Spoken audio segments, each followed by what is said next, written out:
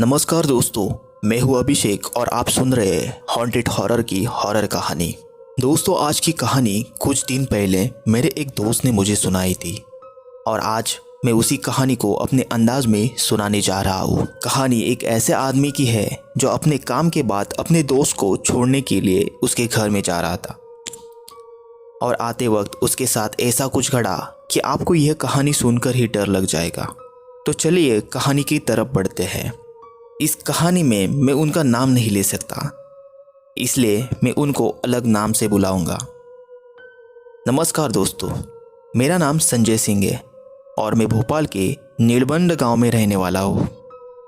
मैं एक साधारण आदमी हूँ जो एक छोटे से कंपनी में काम करता है। आज की ये घटना मेरे साथ हुए एक बुरे हादसे के बारे में है जिसे मैं आज तक भुला नहीं पाया हूँ। उस घटना को कभी याद नहीं करना चाहता, क्योंकि जब भी मैं उस घटना को याद करता हूँ तो मुझे वह दिखाई देने लगती है। उसका वो भयानक सा चेहरा और मुड़ी हुई गर्दन, लाल आंखें, ये सारा कुछ देखकर मुझे अब भी डर लगता है। और उस हादसे के बाद मुझे कई सालों तक ऐसा ही लग रहा था कि मैं उस याद को कभी अपने दिमाग से मिटा नहीं पाऊंगा। दरअसल ये घटना आज से 1 साल पहले मेरे साथ घटी थी, जब मैं काम के बाद अपने दोस्त के काम के लिए एक अस्पताल में गया था। दरअसल मेरे दोस्त के दोस्त का एक्सीडेंट हुआ था, इसलिए मेरे दोस्त ने मुझे कहा कि मुझे अस्पताल में लेके चल, मुझे मेरे दोस्त को देखना है। हम मेरे दोस्त को देखकर वापस 1 घंटे में चले आएंगे। इसी बात को सुनकर मैं मेरे दोस्त के साथ उसी अस्पताल में चला गया था। 1-2 घंटे के बाद मैं और मेरा दोस्त राजू उसी अस्पताल से करीब शाम को 10 बजे के आसपास वहां से निकल गए। उस अस्पताल से मेरे दोस्त का घर करीब 10 किलोमीटर था। वह नीलबंध में गांव में रहता था और उसी गांव से मेरा भी घर कुछ 1 किलोमीटर था, इसलिए मैं उसे छोड़कर उसी रास्ते से मेरे घर में जाने वाला था। तभी मेरे साथ ऐसा कुछ घड़ा कि आपकी रूह कांप जाएगी। जब मैं मेरे दोस्त को छोड़ने के लिए जा रहा था, तभी उसी रास्ते में एक बीच में बड़ा पेड़ गिरा हुआ था। उस अंधेरे में वो पेड़ दिख भी नहीं रहा था। आजू बाजू में बहुत सारे बड़े पेड़ थे, सारी तरफ घनघोर अंधेरा था। मैं उस पेड़ के साइड से निकलकर सीधा मेरे दोस्त के घर के रास्ते के लिए उसे छोड़ने के लिए गया और कुछ ही देर में मेरे दोस्त का घर आ गया था। मैं उसको छोड़कर सीधा मेरे घर की तरफ बढ़ने लगा। मेरा घर का भी रास्ता उस पेड़ के आगे दाई तरफ के रास्ते पे था। मैं उसी तरफ फिर से चला गया। सारी तरफ अंधेरा था। मेरी बाइक की लाइट में वह अंधेरा कुछ ज़्यादा ही था, इसलिए मुझे सिर्फ सामने की तरफ का ही दिख रहा था। रात के अब 11:30 बज चुके थे। मैं करीब 5-10 मिनट में उस पेड़ के पास पहुंचने वाला था। थोड़ी देर बाद वह पेड़ मुझे दिखाई देने लगा। मैं उसके साइड से जाने ही वाला था, तभी मेरे बाइक के टायर में कुछ नीचे की तरफ जोर का झटका लगा। इस झटके के कारण मैं बाइक से नीचे गिर गया। बाइक धीमी गति में थी, इसलिए मुझे ज़्यादा चोट नहीं आई। मैं किसी तरह उठकर खड़ा हो गया और बाइक के टायर में देखा तो टायर में मुझे एक पेड़ की टहनी बुरी तरह से फंसी हुई दिखाई दी। आजू बाजू में कोई लोग नहीं थे। मैं उस अंधेरे में अकेला था, सिर्फ मेरी बाइक की लाइट चालू थी। मैं घबरा चुका था क्योंकि उस रात में कई जानवरों की आवाज़ मुझे सुनाई दे रही थी। तभी मुझे कुछ दूर पर एक इंसान खड़ा हुआ दिखाई दिया जो मेरे से लगभग 50-60 मीटर की दूरी पर था। मैं उसकी तरफ भागने लगा और उसको आवाज़ लगाकर मेरी हेल्प करने के लिए कहा। मुझे उसका चेहरा दूर से दिखाई नहीं दे रहा था क्योंकि वह पेड़ की टहनी की तरफ घूर कर देख रहा था। मुझे कुछ समझ में नहीं आ रहा था क्योंकि मेरे मन में ख्याल आ रहे थे कि इतनी रात को एक आदमी पेड़ की तरफ क्यों देख रहा होगा। मेरे मन में बहुत बुरे बुरे ख्याल आने लगे थे। बट कैसे वैसे हिम्मत जुड़ा के मैं उसके पास चला गया और उस आदमी के पीछे हाथ लगाकर कहा, भाई साहब, मेरी गाड़ी की टायर में एक टहनी फंस चुकी है, क्या आप मेरी मदद करेंगे उसे निकालने के लिए? क्योंकि वो टहनी मेरी बाइक में इस तरह घुस चुकी थी कि उसको निकालने के लिए 2 इंसानों की जरूरत थी।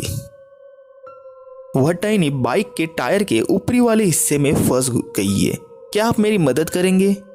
और जैसे ही मैंने उसके कंधे पे हाथ लगाया तभी वो पीछे मुड़कर देखा, और जैसे उसने पीछे की तरफ मुड़ के देखा तो मेरे पसीने छूट गए, क्योंकि उन्होंने अपनी मुंडी बिना शरीर हिलाए पीछे की तरफ की थी और मुझसे बड़ी डरावनी आवाज में बोला कि क्या काम है, मैं आपके लिए क्या कर सकता हूं। उस आदमी को देखकर मेरे पसीने छूट गए थे, मेरे पैर कांपने लगे थे और एक ही जगह पर ठहर चुके थे। मैं कैसे वैसे हिम्मत जुटा के वहां से भागकर मेरी बाइक की तरफ चला गया। मैं मेरे बाइक को उठाने की कोशिश कर रहा था, बट मेरे बाइक में वह टहनी बुरी तरह से फंस चुकी थी। मैंने मेरे सामने देखा तो वह आदमी एक खंजर लेकर मेरे तरफ दौड़कर आ रहा था। उस खंजर पे बहुत खून लग रहा था और वो रास्ते पर टपक रहा था। यह देखकर मुझे लगा कि मैं अब मरने वाला हूँ। मुझे अब मालूम था कि वह कोई इंसान नहीं था, वह एक बुरी आत्मा है जो यहाँ भटक रही है। उसे देखकर मैं मेरे बाइक को छोड़कर पीछे की तरफ भागने लगा, जहाँ पर मेरे दोस्त का घर था।